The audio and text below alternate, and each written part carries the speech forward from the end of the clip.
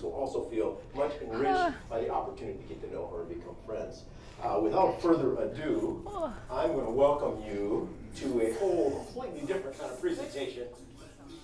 Get yourself in the right frame of mind. Get yourself in the mood to dig further.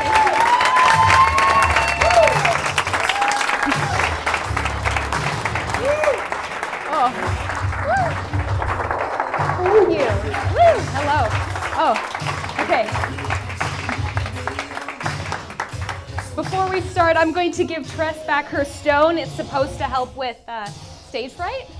So hopefully I've touched that enough before coming up here. And I also want to shout out to Maria, who helped calm me down. And now if you find me staring off into the ceiling, I'm reminding myself that I am inspired. And I do have pins if you want one, and you want to be inspired as well. Those are over there. Nick puts me in this framed time. I don't even know if I need to be up here because I think he's covered everything that I might talk about. So much cooler when you do it. Oh, well, I mean, Dawn did say sometimes you got to say something in a bunch of different ways, and it'll sink in differently for everybody. So let's hope.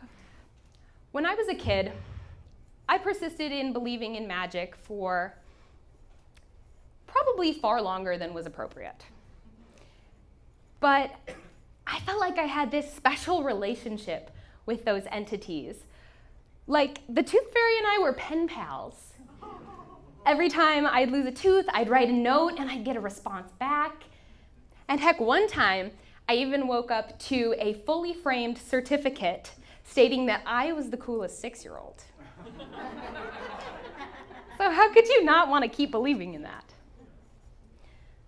I know that I was believing far past due because when I was in 5th grade, my teacher made mention to Santa not being real. So supposedly everybody had already knew this as fact, and I chose to ignore him. He didn't have his facts straight. He didn't know what he's talking about. It was just a mistake. What did he know?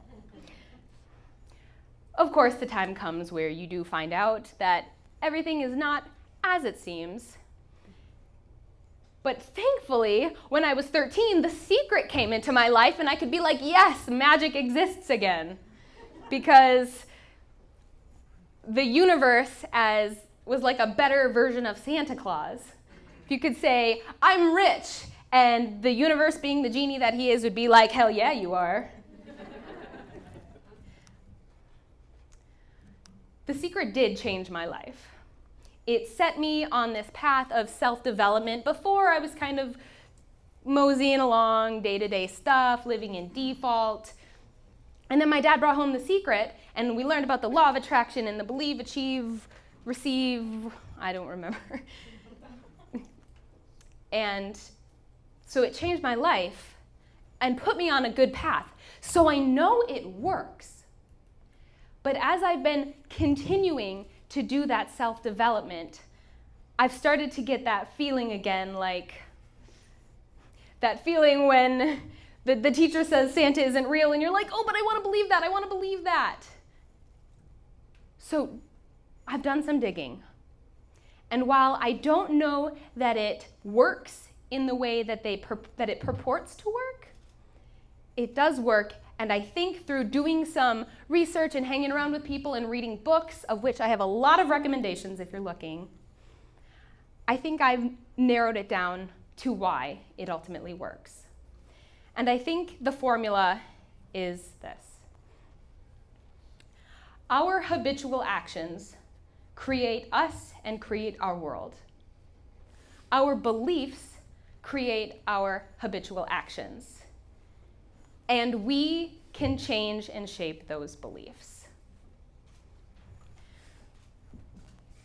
We all start with a default. We have a default setting. It's the culture that we grow up in. It's what our parents tell us. It's those tapes in our heads. And we can continue in that path, but we do have the ability to change them. So I want us to do an activity that will hopefully illustrate this. If not, it'll be a little fun, and it's kind of a plug for the things that I really love, which, if you video, just camera stuff. All right, everybody get out your phone. I know, usually we're telling you to put that thing away, but get it out. All right, and you can stand up or you can stay where you are, but I want you to open up your phone, open up to the camera app, and I want you to pick a subject. Okay, yep, I'm seeing some phones. All right, we can stand up. I mean, you can move around the room. Nick says I have 25 to 30 minutes, so I'm not stressing for time. Pick a subject and take a picture. That's it. Just pick a subject, take a picture. One picture. All right, everybody nod at me or give me a thumbs up when... Yep, great. It could be, exactly, the chandelier. It could be yourself in the mirror. It could be Dr. Gessert over here, or his mixer. Okay, great. Yay, we captured this moment. We can consider what platforms we're going to put it on. I don't know, does permission to have a hashtag, Nick? What? Do we have a hashtag? Hashtag permission, what the hell? Okay. Sure. All right, so we took that picture. Now, I want you to think. How could we take that picture again and do it differently? Could we step further away? Could we get really close? Could we, if we were shooting in landscapes, can we switch to vertical? Can we turn it into portrait? Can we make it a square format? Can we change the colors? Think about that and go take some more pictures. Get up if you were already up. Same subject. That is the one rule, same subject. But I want a lot of different angles. Think about angles, just watch the skirt. Take a bunch. The beauty of digital is that you're not limited to just one. Yeah. That's right. If you took a picture of a person, how can you take them in a different position, or maybe only take a picture of their hands or their face or their eyes or something? Oh, and you don't need to sit down because we're going to do this one more time and we're going to do it with video. So if we got all our pictures, good? It went blurry. Oh. Thank you. All right, turn it to video mode. And turn to the person next to you. And if you're the person next to someone, well, you're both going to do it. So think of an action, think of a phrase, think of something you're going to do. I think I know what Dawn's going to do. And decide who's going first. Somebody take a video, and then you're going to switch. So go, go, go. If you've got your phones, take a video.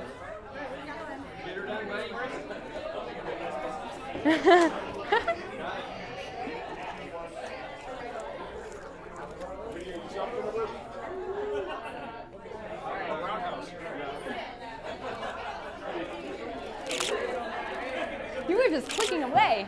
Yes. I'm gonna be a blur. That sounds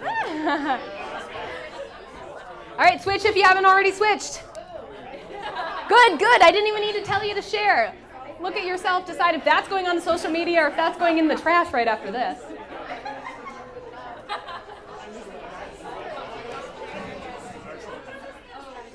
Awesome. All right. Don't get too comfortable because we're doing it again. All right. Did we all get our... How can we take that? We might have already started. That's looking a little fresh there. But He's my husband. how can we take that video differently? If we were vertical, can we go horizontal? Can we tilt it? Can we zoom in? Can we put it in slow motion? Can we focus in on one specific part of them, on their hands, on their eyes? Something different. Yeah, well, you know what? Yeah, you could do it in a boomerang, so you just never stop.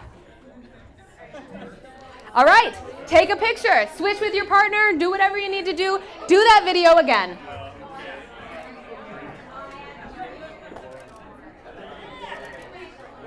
I'm liking the angles. Woo, I'm seeing some panning over here. This is the best way to do it. Woo, love it. All right. Again, if you want to review with your friend, take a look, see how you look. Ooh, I want to see that. I want to see that.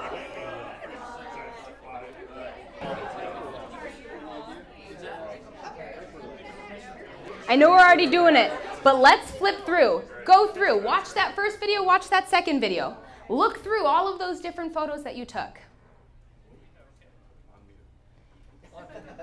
And I want you to recognize that your first one was your default. That's the way you default to taking a photo because you weren't thinking about it. I said, get out your phone, turn it to camera, take a picture, you did. And then when I made you think, there were all sorts of new options and new opportunities. So that first photo may not have been your favorite. That first photo may or may not have conveyed accurately the emotions of this moment. That first photo may or may not have been effective for the situation. And our beliefs are the same way. We've been talking about it all day. Change is possible. But you have to shift the camera and choose to change. I think we think our minds are like this forest. Immovable, immutable, nothing changes, we are who we are, and that's that. I would like to amend that and say, yes, our minds are like a forest, but they're more like the Fangorn forest. Okay, good. Yes. Any other Lord of the Rings fans here? Okay, woo! If you haven't watched it, please do. It's magical and awesome, and I'm wearing my, oh, you can't even see it, my Evan Star necklace. For those who aren't immediately familiar, Fangorn is the mystical forest where the Ents live. Ents are animated trees. And now when Merry and Pippin got lost from the Fellowship, they ended up in the Fangorn forest, they ran into Treebeard, and they were trying to convince him, hey, we need to go to war, can the Ents come to war with us? And so Treebeard decides, okay, I'll talk to my fellow Ents, and we'll see what we can do. After a whole day of deliberation, Merry and Pippin, ready to meet up with their friends, are like, okay, what did we decide? Are we going to war? And Treebeard broke the hard news that, no, we've only finished saying hello. The point is that these trees move slowly, but they do move. So our minds being the forest, we think, oh, yep, that's a forest. Okay, yep, this is how I've always believed. Trees don't move. This is just the way it is. But those trees are shifting, and we can either control that or we can let it happen to us. And maybe they're just shifting in place if we're running through those tapes, but we can control how they're shifting. And this is where I think the secret comes into play. This is where I think how it works is that when you're flooding yourself with positive emotions and affirmations and telling yourself that you're good enough and the world is awesome and you're rich or whatever it is that you want to believe, first, it seems like a foreign concept. It feels weird. And then the more you do it, the more people you're around who have positive thoughts that mirror the ones you want. The more you go to activities like this where you're inundated with that over and over again, due to confirmation bias, which is psychology, you start to see that as being possible and even potentially being the prevalent truth. So one day it's weird, but then over time in those small little steps, it becomes normal. You become accustomed to it and exposed to it. And then once that hits, you can start to believe that that is your truth. Sometimes it gets to the point where you can't even remember when you had another truth. Because looking back at the forest, even if the trees have moved, it's still a forest. Trees don't move. Well, but you are different. When I was a kid, I spent a lot of time in default. I can't even fathom it, but I do remember when I was young, I didn't see there being options. I felt like we were these trains on a track and you did this and this and this and in this order. You went to school, you tried hard, you went to college, there were no other options. The idea that somebody didn't care about school or didn't try hard enough or, had other things that they were dealing with, it's not that it was foreign, it wasn't even in my paradigm. Like it was just so far outside there. And so I went through my life kind of in a default. And I think that the college that I went to was a default. I mean, both my parents went there and I got to live with my grandparents. I think the major that I chose was the default. I didn't know what I wanted to do, but college is what you have to do. So I got a degree in French after studying some film. This does come into play. And then upon finishing college, my dad offered me a position in his pool construction company. And as gracious as that was, and as much as I loved doing it, even that was a default because I didn't actively pursue something. I didn't change. It was easy and I didn't know what else to do, so I did it. Again, it worked out wonderfully for me, but it was still default. And after graduating college, my dad strongly recommended that I join his marketing club. Strongly recommended because I did not want to. I mean, I didn't have anything to market. I was just be wasting my time. After working outside in the heat, carrying heavy things for many hours, I didn't want to spend 2 hours on a Tuesday every week talking about something that wasn't even relevant to me. But I did it because he's my dad and he sometimes has really good ideas. And I went week after week. I participated in the activities. Oh, okay, we're going to do this business activity. Well, what kind of business could I have? I could make jewelry and sell it on Etsy. I could make sculptures. I could film videos. And I kind of just played around in this imaginary space. I didn't envision that I'd have a business, but they were doing an activity, so I did too. Before then, I figured I'd always end up in corporate or academia because that's just what people did. Can't imagine doing that now.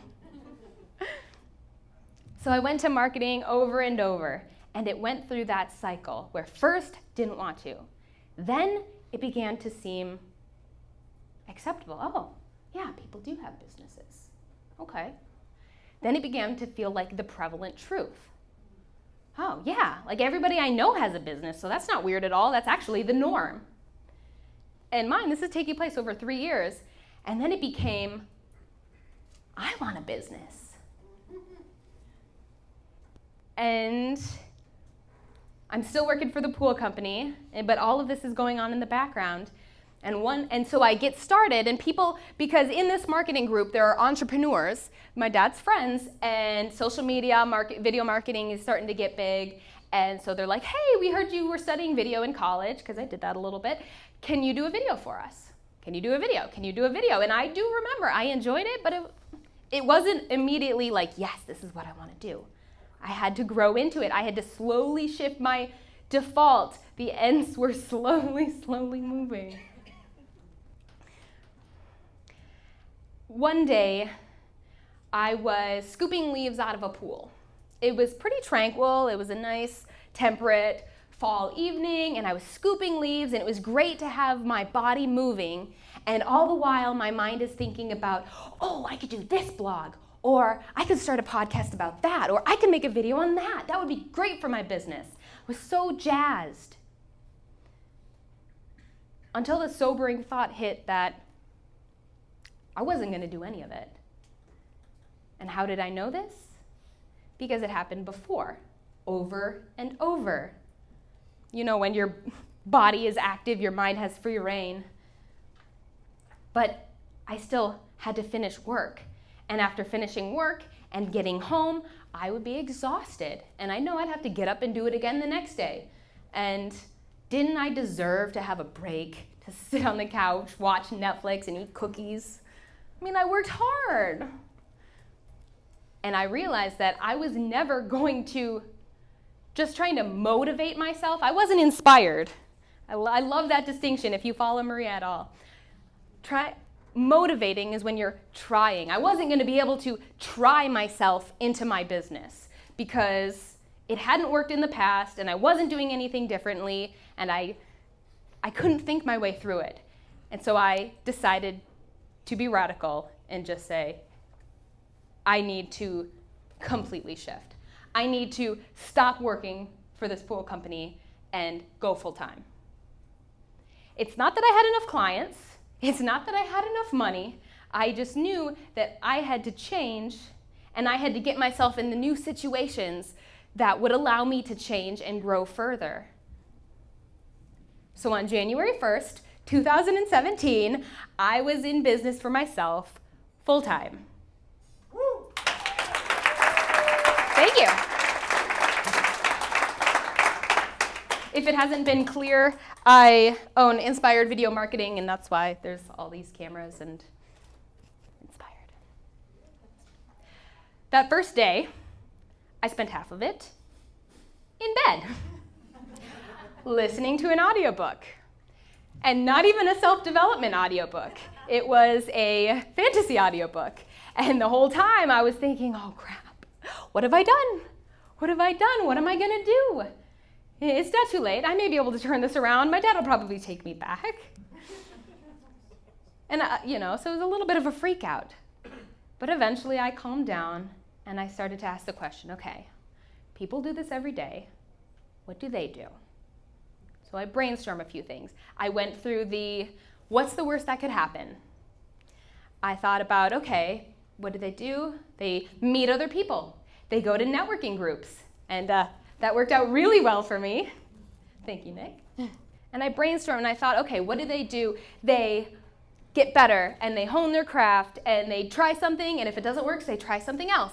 And all of these, I came up with all of these ideas. And it made me feel better. And the next day, I was at a marketing meeting. Or a network meeting. I don't remember. Was that? The first one? Yeah. PTN. Right, well, I don't know. That may or may not have been the day I met Nick. I don't know. But I had to consider failure as an option and it was scary because in the past, I was that perfectionist who would try and line up all of her ducks before taking any action, and thus usually missing the time to take action. Almost 3 years later, here I am, and I am loving it. Thank you. Not quite done, but almost there. I can speak about who I was then, but I can't feel what it was like to be that person anymore. I wouldn't recognize her, and I don't know that you guys in the room would recognize her. I once got laughed off. It wasn't a stage, but I was up in front of people, and I told them I was an introvert. And they laughed, and I'm like, no, you're not. Yeah, I am. Well, okay, now I know. But I wouldn't recognize that person. And we all have that ability to change ourselves. I don't know who said it, but someone in here was talking about, I think, back of the room. We can choose what we put into our brains. We can choose to think positive things. We can choose to think negative things. We can tell ourselves we're awesome. We can tell ourselves we're awful. And our brain, being the magical entity that it is, will come up with innumerable reasons why either of these are true. So why not choose to be positive? Because when you're changing those beliefs, it's changing ultimately how you're acting. You don't have to think about, if you're telling yourself, I'm awesome, you don't have to think about holding those shoulders back and speaking with authority.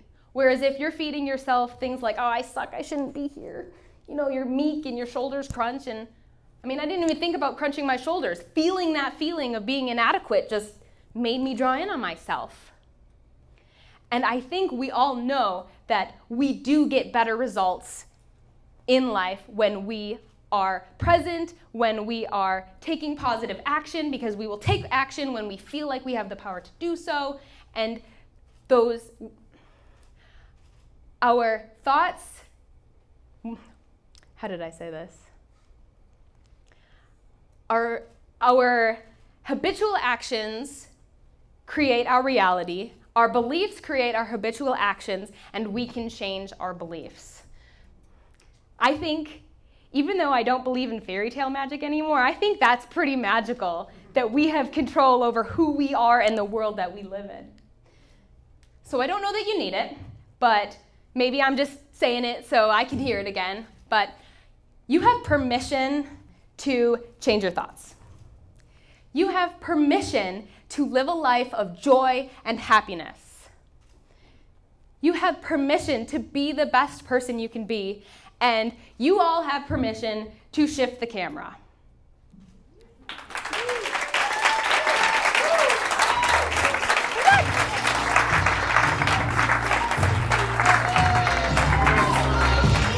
Wait, you want me to go?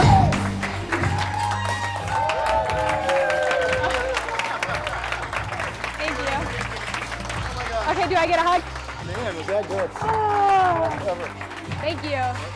Or do we not need that?